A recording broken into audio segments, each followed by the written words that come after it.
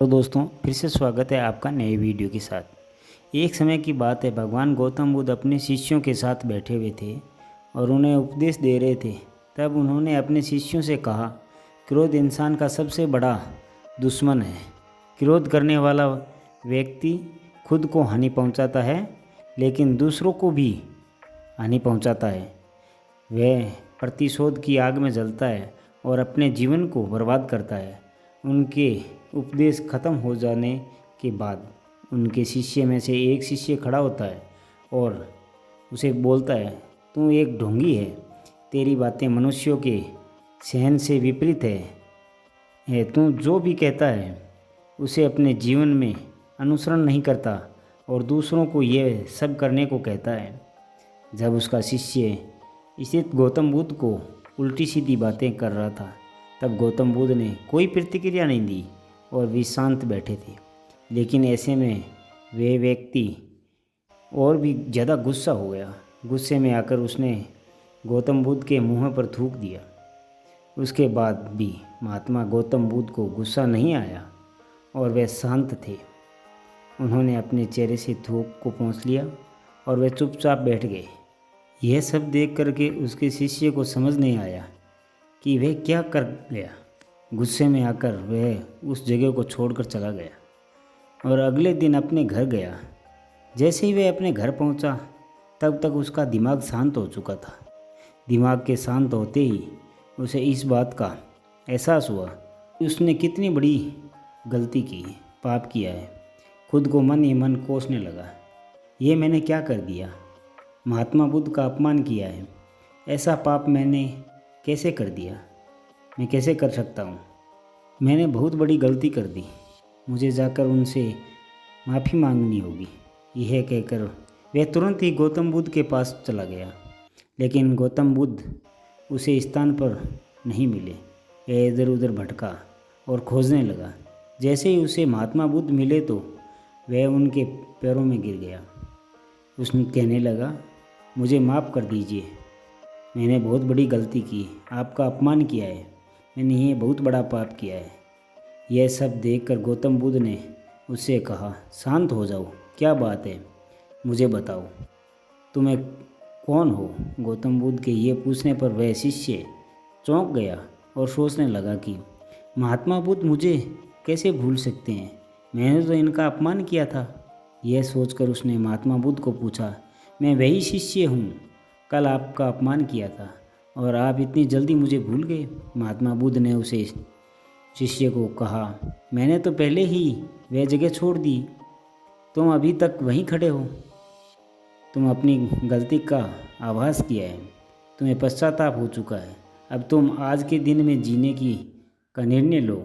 यदि तुम बीते हुए कल की बात याद करके परेशान रहोगे तो तुम अपना वर्तमान भविष्य दोनों बिगाड़ोगे। तुम अपनी गलती से सीखो और दोहराने की जगह आज को सुधारो। हम कल की बात को कल ही रखकर आगे चले आए। अब हमें आगे चलना चाहिए। अच्छा हो या बुरा हो, इसके बारे में बार बार विचार नहीं करना चाहिए। मैं बीते हुए बातों को पीछे छोड़कर आगे चला हूँ और ऐसा ही हम सबको करना चाहिए। महात्मा बुद्ध की यह बात सुनकर वह शिष्य और भी ज़्यादा प्रभावित हुआ और उसने बोला, मैं आज से आपकी सेवा में हूँ, आपका कहा मानूंगा। उस व्यक्ति का बोझ उतर गया और वह बुद्ध के चरणों में गिर पड़ा। उसने अपना क्रोध छोड़ दिया और क्षमा का संकल्प लिया।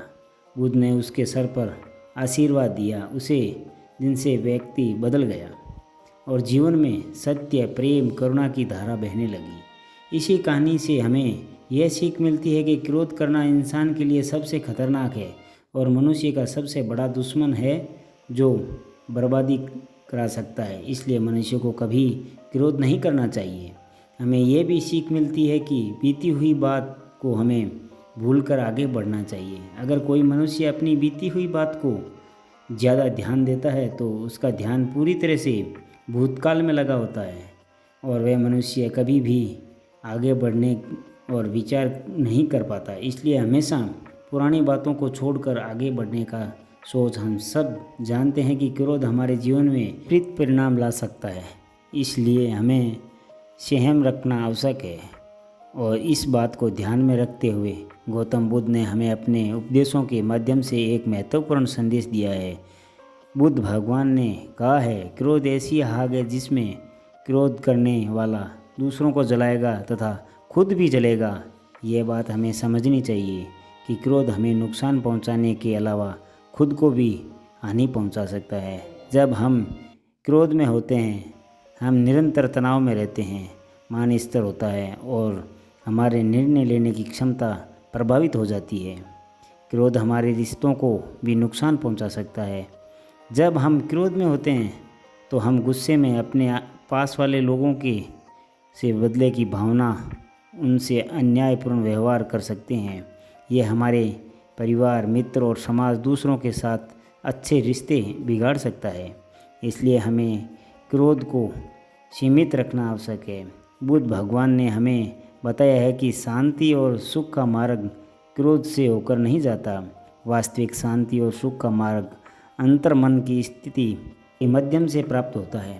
बुद्ध भगवान ने हमें ये भी सिखाया है कि हमें पश्चाताप करना चाहिए और गलतियों से सीखना चाहिए। जब हम पश्चाताप करते हैं तो हमारी अज्ञानता, दुष्कर्मों के प्रभाव से मुक्त होने का मार्ग खुलना, हमें आत्मसंगम का विकास करना चाहिए और क्रोध को सीमित रखने के लिए ध्यान और मन का विकास करना चाहिए। मेरे साथियों, क्रोध हमारे जीवन में विपरीत परिणाम ला सकता है। हमें अपने आप को सहन करना, सामर्थ्य प्राप्त करना चाहिए। हमें पश्चाताप करना, उससे सीखना चाहिए। हमें शांति और सुख की ओर चाहिए।